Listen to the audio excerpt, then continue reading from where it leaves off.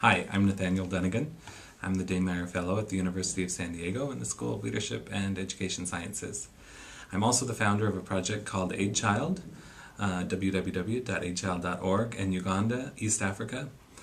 And many years ago, we were the first there in Uganda to be able to provide free antiretroviral therapy for children living with AIDS. And with that wonderful experience came a challenge, and that was, how do we disclose to the children that they were living with AIDS?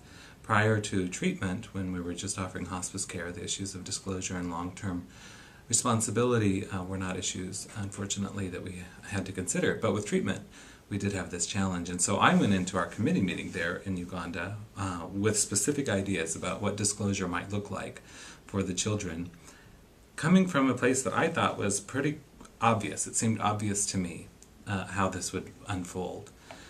Even though I had been there, so used to working in different culture and making space for opinions that differed according to culture, this time I was sure I was right and my answers were obvious. And in fact, I encountered a room full of people who had a very different perspective, and what was obvious to them was different than what was obvious to me. In the end, of course, we did disclose to the children, and it was also a very positive learning experience. But the process itself was what I learned the most from, in realizing that the obvious isn't always the correct answer, especially when working with other cultures.